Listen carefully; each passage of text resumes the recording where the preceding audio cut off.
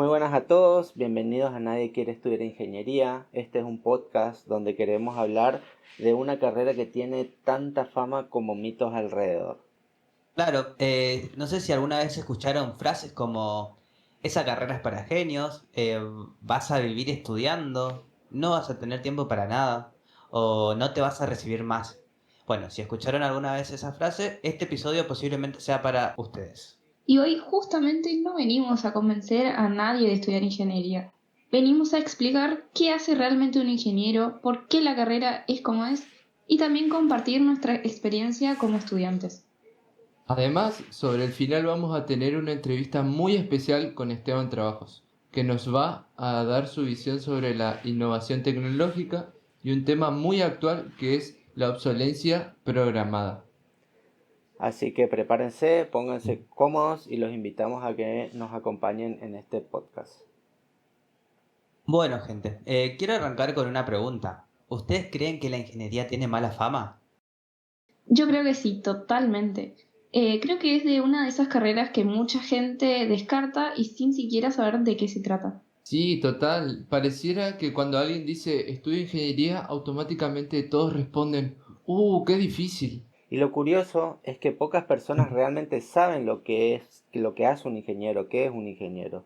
Muchos imaginan a alguien resolviendo ecuaciones todo el día. Claro, pero la realidad es bastante distinta. Sí usamos matemática, sí usamos física, pero esas son herramientas. El trabajo de un ingeniero no consiste solamente en hacer cuentas matemáticas, consiste en resolver problemas. Exactamente, porque si mañana, por ejemplo, aparece un problema completamente nuevo, probablemente no exista una fórmula que diga exactamente qué hacer para resolver el problema. O sea, hay que analizar la situación, pensar distintas alternativas y elegir la mejor solución. Y creo que justamente esa es la parte más interesante. La ingeniería no se trata de memorizar respuestas, se trata de aprender a encontrarlas. Y esa idea nos lleva a una de las preguntas que vamos a realizar en este programa, que es ¿qué es realmente ser un ingeniero? Bien, para entender qué hace un ingeniero hay que viajar bastante atrás en la historia, muchísimo antes que existieran las universidades o incluso la misma palabra ingeniero. De hecho, podemos decir que la ingeniería en sí nació cuando el ser humano dejó de ser nómada y comenzó a vivir en un lugar fijo. Y ahí en ese momento aparecieron problemas completamente nuevos, ya sea cómo construir una casa, cómo almacenar alimentos, cómo llevar agua hasta los cultivos, hasta incluso cómo proteger una ciudad. Y alguien tenía que pensar en esas soluciones. Todavía no existían los ingenieros como profesión, pero ya existían personas que resolvían esos desafíos. En ese sentido, la ingeniería nació como una respuesta a la necesidad de la sociedad. Y con el paso de los siglos aparecieron grandes civilizaciones como por ejemplo Egipto o la Mesopotamia. Allí comenzaron a construirse enormes obras, sistemas de riego, murallas y edificios que requerían de mucha organización, planificación y conocimiento técnico. Después llegaron los griegos, que aportaron algo fundamental, no solamente las grandes construcciones que todos conocemos. También ellos intentaban comprender por qué las cosas funcionaban de esa manera. Empezaron a relacionar la práctica con el conocimiento científico, sentando las bases de muchas disciplinas que hasta el día de hoy seguimos estudiando. Y los romanos llevaron todo eso a otra gran escala. Construyeron caminos, acueductos, puentes y edificios públicos que en el día de hoy todavía siguen sorprendiendo por su calidad. Eso demuestra que una buena solución de ingeniería puede durar siglos. Pero la historia también tuvo momentos de retroceso.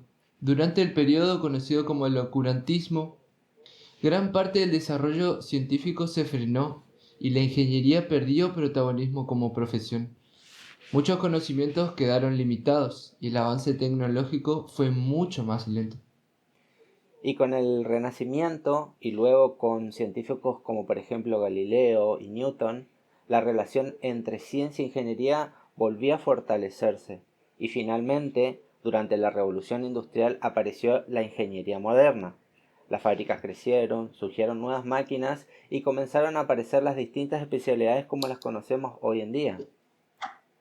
Claro, actualmente la ingeniería está presente en prácticamente en todo. desde un teléfono celular hasta un satélite o desde un puente hasta una aplicación de transporte. Cada uno de esos desarrollos necesitó personas capaces de analizar problemas y convertir ideas en soluciones. Y acá es donde aparece una pregunta bastante interesante, que es, ¿cuál es la diferencia entre un científico y un ingeniero? Porque muchas veces se confunden. La diferencia principal es el objetivo. El científico busca generar conocimientos y entender cómo funciona el mundo. En cambio, el ingeniero toma ese conocimiento y lo utiliza para resolver problemas concretos de la sociedad. Exactamente. Y hoy esa diferencia es cada vez menos marcada gracias a la tecnociencia, el cual es un concepto donde podemos describir como la ciencia, la tecnología e ingeniería, las tres trabajan juntas. Un ejemplo muy claro de esto es la IA, la inteligencia artificial, que para poder desarrollarla hace falta matemáticos, programadores, ingenieros, especialistas en datos y muchas otras disciplinas que se juntan para poder desarrollarla. Lo mismo ocurre con las ingenierías renovables, la nanotecnología o las ciudades inteligentes, por ejemplo. Bueno, en definitiva, un ingeniero no es solamente alguien que sabe matemáticas, es un profesional que utiliza conocimientos científicos y tecnológicos para mejorar la calidad de vida de las personas mediante soluciones eficientes, seguras y también responsables. Y eso justamente explica por qué la ingeniería sigue siendo una profesión tan importante en el día de hoy, incluso miles de años después de sus primeros orígenes.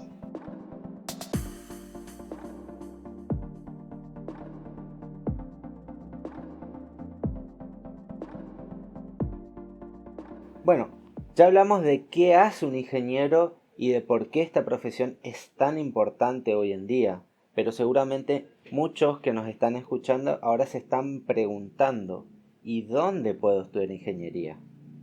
Claro, si bien en Argentina hay muchas universidades públicas y privadas donde se puede estudiar ingeniería, nosotros vamos a hablar de la Universidad Tecnológica Nacional, más conocida como UTN, porque es donde estamos estudiando actualmente y porque tiene una historia muy particular.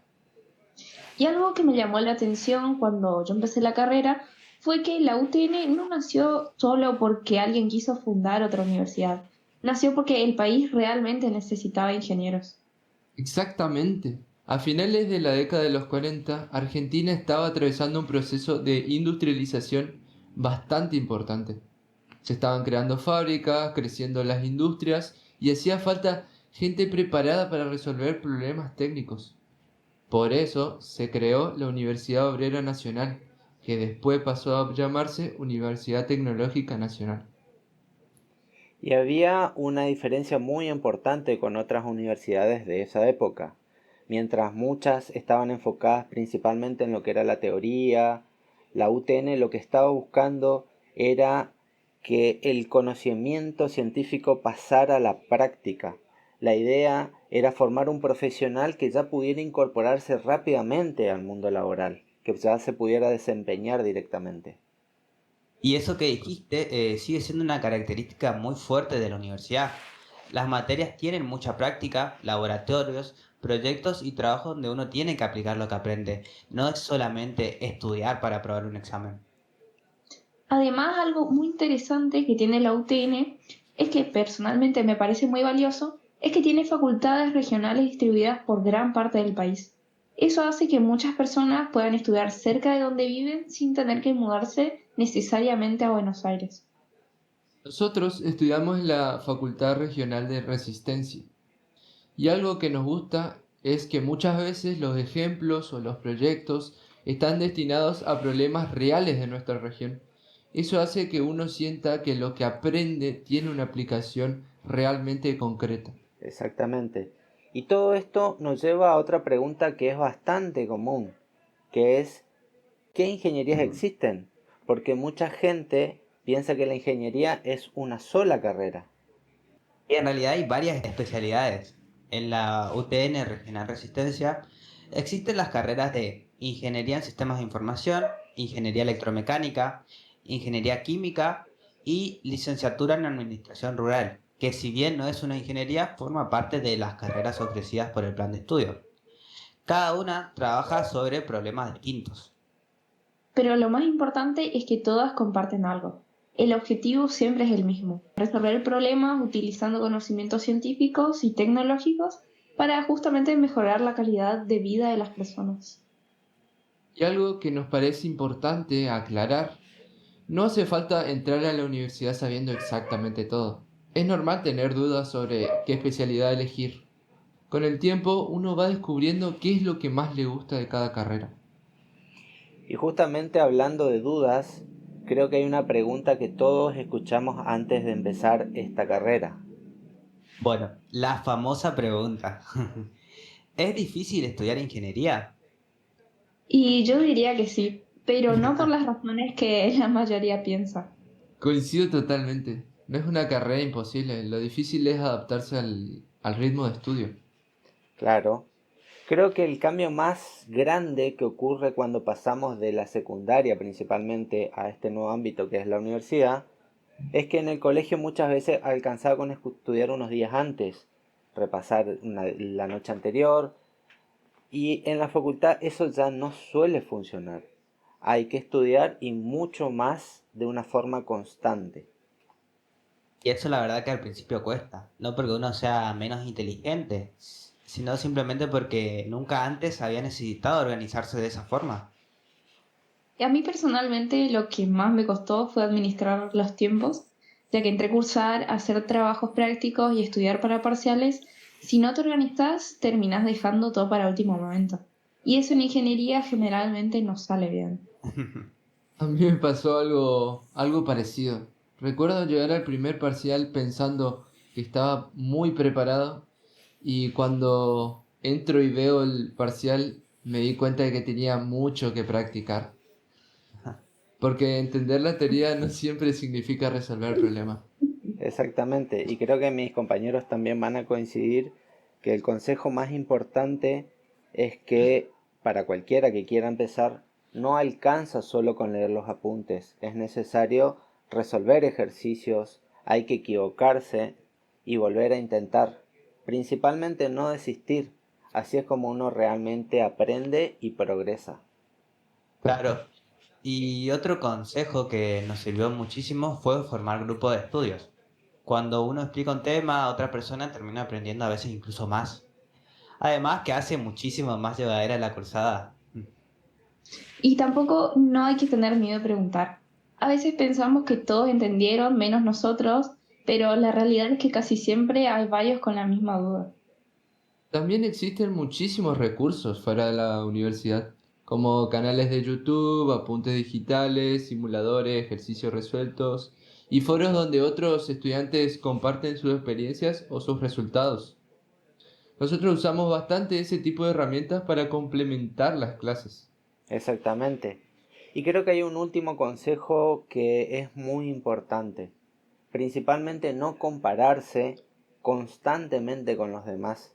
Siempre va a haber alguien que aprenda mucho más rápido, va a haber alguien que necesite un poco más de tiempo.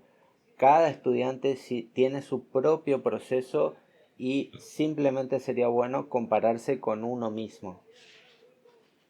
Claro, al final lo que más influye no suele ser el talento, es la constancia. Estudiar un poco todos los días termina dando mejores resultados que intentar aprender todo una noche antes del parcial. Y exactamente. Y aunque haya momentos difíciles, también hay muchas satisfacciones. Resolver un problema que al principio parecía imposible, aprobar una materia complicada que llevó tiempo o terminar un proyecto en equipo son cosas que realmente hacen que el esfuerzo valga la pena. En definitiva, estudiar ingeniería es un desafío, pero también es una carrera que te enseña a pensar, a analizar problemas y a buscar soluciones. Y esas habilidades sirven muchísimo más allá de la universidad.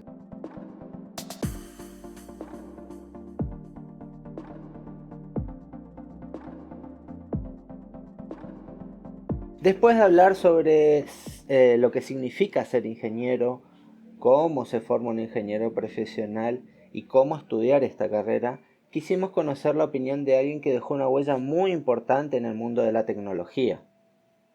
Sí, por eso, a continuación vamos a escuchar una entrevista muy especial con Esteban Trabajos, quien nos compartirá su visión sobre la innovación tecnológica, el diseño de productos y la obsolescencia programada. La siguiente entrevista se realizó con inteligencia artificial a fines de representar una conversación entre un empresario e ingeniero muy destacado y un periodista del podcast Nadie quiere estudiar ingeniería a fines educativos. Hoy abordamos una de las problemáticas más urgentes que enfrenta la ingeniería contemporánea, la obsolescencia programada y el consumismo. Vivimos en un mundo donde los dispositivos que usamos a diario, teléfonos, computadoras, electrodomésticos, dejan de funcionar mucho antes de lo que deberían. No siempre por desgaste natural, sino por decisiones de diseño tomadas deliberadamente en salas de ingeniería y reuniones de directorio. Esta práctica, conocida como obsolescencia programada, consiste en planificar el fin de la vida útil de un producto para acelerar su reemplazo y sostener el ciclo de ventas. Para explorar esta problemática desde adentro, hemos convocado a Esteban Trabajos, cofundador y CEO de La Manzanita Mordida, cofundador de La Lamparita Animation Studios. Esteban Trabajos es considerado uno de los innovadores y diseñadores más influyentes del siglo XX. Junto a Esteban Bosnia, fundó La Manzanita Mordida en 1976 en un garaje de Los Altos, California. Tras ser expulsado de la empresa en 1985, fundó Siguiente y adquirió La Lamparita, antes de regresar a La Manzanita Mordida en 1997 para rescatarla de la quiebra. Bajo su liderazgo, La Manzanita Mordida lanzó el MyMac, el MyPod, el MyPhone y el MyPad, productos que redefinieron sectores enteros de la industria. Falleció en 2011 a causa de un cáncer de páncreas. Su filosofía de diseño, integración total entre hardware, software y experiencia de usuario, marcó la forma en que el mundo se relaciona con la tecnología. Y también, según sus críticos, sentó las bases del ecosistema más cerrado y difícil de reparar de la industria. Esteban, para comenzar, la manzanita mordida es señalada frecuentemente como uno de los principales exponentes de la obsolescencia programada. Baterías que no pueden reemplazarse, diseños sellados, actualizaciones que vuelven lentos los modelos anteriores. Antes de defender o refutar esa acusación, ¿nos podés explicar qué entendés vos por obsolescencia programada y cómo la distinguís del progreso tecnológico genuino? Son dos cosas completamente distintas y la confusión entre ellas me parece el problema central del debate. La obsolescencia programada, en sentido estricto, es diseñar algo para que falle antes de tiempo de manera artificial, usando materiales más débiles de lo necesario, introduciendo fallas controladas, bloqueando actualizaciones que podrían perfectamente correr en hardware anterior. Eso es una traición al usuario. Y te digo con absoluta honestidad que nunca lo haría. El progreso tecnológico, en cambio, es real y acelerado. Cuando lanzamos el primer MiPhone en 2007, el hardware disponible en ese momento limitaba lo que podíamos hacer. 3 años después, el hardware había avanzado tanto que ciertas funcionalidades simplemente no podían correr en el procesador anterior, no porque nosotros lo hayamos frenado, sino porque la física tiene límites y el tiempo avanza. El problema es que desde afuera ambas cosas se ven igual. Tu dispositivo anterior ya no soporta algo nuevo, pero las causas son completamente diferentes. Pero en 2017, documentos internos confirmaron que la manzanita mordida sí implementó, a través de una actualización de MIOS, un sistema que reducía el rendimiento de MyPhones con baterías degradadas sin informarlo a los usuarios. La manzanita mordida pagó más de $500 millones en acuerdos legales por eso. ¿No es ese un caso concreto de obsolescencia programada? Eso ocurrió después de mi gestión, así que no puedo defenderlo como si fuera una decisión mía. Pero puedo analizar la lógica técnica, porque la conozco bien. Una batería de litio degradada que entrega picos de corriente bruscos puede provocar que el dispositivo se apague de manera inesperada, lo cual es una experiencia horrible para el usuario. Gestionar esa batería para evitar esos apagados tiene una justificación técnica legítima. El error, y fue un error grave, fue no comunicarlo. Si le hubieras dicho al usuario tu batería está degradada, podés reemplazarla por $29 o podemos gestionar la potencia para que no se apague, eso habría sido honesto. Hacerlo en silencio fue una ruptura de confianza que no tiene justificación. Y en La Manzanita Mordida siempre sostuvimos que la confianza del usuario es lo más valioso que tenemos. Cuando la rompes, pagas un precio mucho mayor que cualquier multa. El movimiento Right to Repair, el derecho a reparar, señala a La Manzanita Mordida como uno de sus principales adversarios. Baterías soldadas, tornillos propietarios, software que bloquea componentes no originales. Desde la perspectiva de la ingeniería, no hay una contradicción entre diseñar productos excelentes y diseñarlos para que no puedan repararse. Hay una tensión real, no una contradicción. El ecosistema cerrado de La Manzanita Mordida no existe para dificultar la reparación. Existe porque la integración total entre hardware y software es lo que hace que todo funcione de manera perfecta.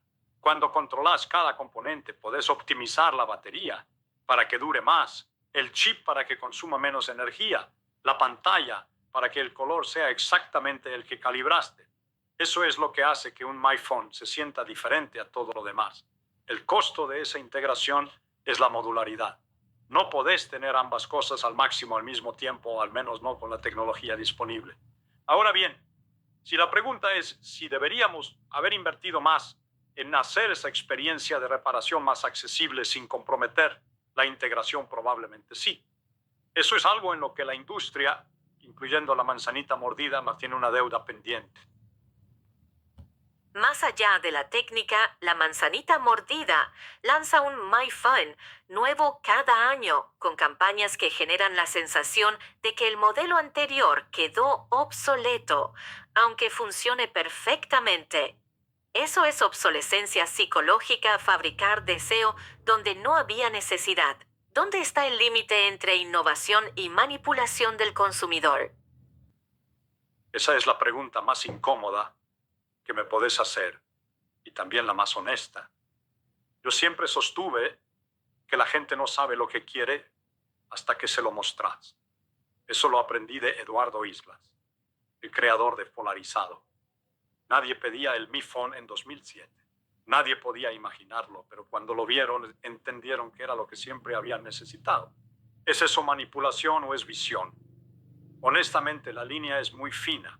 Cuando mostrás algo genuinamente nuevo que resuelve un problema real, eso es inspiración. Cuando cambias el color del borde y le pones un nombre nuevo para que la gente sienta que lo que tiene ya no sirve, eso se acerca más a la manipulación.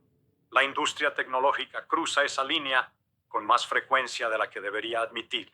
Y La Manzanita Mordida no es la excepción. El mundo genera hoy casi 50 millones de toneladas de residuos electrónicos por año. Plomo, mercurio, cadmio, coltán, materiales que contaminan suelos y acuíferos cuando no se reciclan. Una parte de eso viene directamente de dispositivos La Manzanita Mordida. ¿Qué responsabilidad asume la ingeniería en ese ciclo? Es un problema serio y real. La Manzanita Mordida implementó programas de reciclaje porque siempre entendimos que somos responsables del ciclo completo de vida de nuestros productos, no solo del momento en que el usuario lo saca de la caja. Pero hay que ser absolutamente honesto. Cuando diseñaste, tu energía y tu obsesión están puestas en crear algo extraordinario. El fin de vida del producto llega después y demasiado seguido llega como un problema que alguien más tiene que resolver. Eso es un error de diseño conceptual, no solo operativo. Un ingeniero del siglo XXI tiene que hacerse la pregunta de qué pasa con este producto cuando ya no sirve desde el primer boceto no después de que salió al mercado. Eso no lo hicimos suficientemente bien. Y la industria entera tampoco. La economía circular propone un modelo donde el residuo se convierte en recurso. Diseñar para reutilizar, reparar, remanufacturar y reciclar. El ecodiseño integra el impacto ambiental desde la concepción del producto. ¿Ves compatibilidad entre esa filosofía y la forma en que la manzanita mordida diseña sus productos? Más de lo que la gente cree, sí. La obsesión por la eficiencia que siempre tuvimos en la manzanita mordida, usar el mínimo de materiales para el máximo de rendimiento, eliminar todo lo innecesario, es en su esencia compatible con los principios del ecodiseño. Un dispositivo más delgado y liviano usa menos material. Un chip más eficiente consume menos energía. Eso ya es sostenibilidad, aunque no siempre lo llamemos así. El desafío real está en el fin de vida. Diseñar para que los componentes puedan separarse, clasificarse y reutilizarse sin perder valor. Eso requiere un cambio de mentalidad que no es trivial. Significa aceptar que el producto no termina cuando el usuario lo compra, sino cuando sus materiales vuelven al ciclo productivo. Es un desafío enorme de ingeniería. Y es exactamente el tipo de problema difícil que debería apasionar a los ingenieros del siglo XXI. Para cerrar, estamos hablando con estudiantes de ingeniería que están aprendiendo a diseñar productos y sistemas. ¿Qué mensaje les dejarías sobre cómo ejercer la profesión de manera responsable en un contexto de crisis ambiental y desigualdad social? Les diría que la ingeniería no es neutral. Nunca lo fue. Cada decisión de diseño, qué material usar, si la batería puede reemplazarse, si el código puede correr en hardware anterior, si el producto puede desmontarse, al final de su vida tiene consecuencias reales en personas reales y en el planeta. Esa decisión no es solo técnica, es ética. Les diría también algo que aprendí tarde. La excelencia no está reñida con la responsabilidad. Un producto que dura 10 años, que puede repararse, que usa materiales reciclados y que al final de su vida puede volver al ciclo productivo, ese producto puede ser tan hermoso y tan revolucionario como cualquier cosa que yo haya diseñado. Quizás más. El diseño más difícil no es hacer algo que se vea increíble, es hacer algo que sea increíble y que también le haga bien al mundo. Ese es el desafío que les dejo. En primer lugar, la distinción entre obsolescencia técnica, derivada del avance genuino de la tecnología, y obsolescencia programada, planificada para acelerar el reemplazo, no siempre es clara para el consumidor, y la industria no siempre tiene incentivos para aclararlo. El caso del MIOS ralentizado demuestra que incluso una decisión técnicamente justificada puede convertirse en una traición a la confianza del usuario cuando se toma en silencio. En segundo lugar, la tensión entre integración y reparabilidad es real en ingeniería, pero no es irresoluble. El ecodiseño y la economía circular ofrecen marcos concretos para integrar la modularidad, la durabilidad y el fin de vida desde la etapa conceptual del diseño, no como corrección posterior. Finalmente, Esteban Trabajos reconoció, en esta versión simulada pero basada en su pensamiento documentado, que las decisiones de diseño son decisiones éticas. El ingeniero del siglo XXI enfrenta la responsabilidad de diseñar no solo para la experiencia del usuario en el momento de uso, sino para el ciclo completo de vida del producto y su impacto en la sociedad y el planeta. Y hasta aquí llegó la entrevista con Esteban Trabajos. Esperemos que sus ideas le hayan permitido reflexionar sobre cómo la tecnología influye en nuestra vida y sobre la responsabilidad que implica desarrollarla. A lo largo de este episodio recorrimos la historia de la ingeniería, hablamos sobre el rol que cumplen los ingenieros en la sociedad, conocimos un poco más sobre la UTN y compartimos algunos consejos para quienes tienen pensado empezar la carrera. Y si hay algo que nos gustaría realmente que se lleven de este podcast, es que la ingeniería no se trata solamente de matemáticas, fórmulas o cálculos. Se trata de aprender a resolver los problemas, trabajar en equipo y buscar soluciones que mejoren la vida de las personas. Sin nada más que agregar, muchas gracias por acompañarnos en este primer episodio de Nadie quiere estudiar ingeniería. Esperamos que le haya servido para conocer un poco más sobre esta profesión y, quién sabe, quizás animarse a dar el primer paso. Muchas gracias a todos, esperemos que les haya agradado este programa, esperemos volver a contar con su presencia en los próximos y desde aquí nos despedimos. Muchas gracias a todos por participar. Chao. ¡Chau! Chao.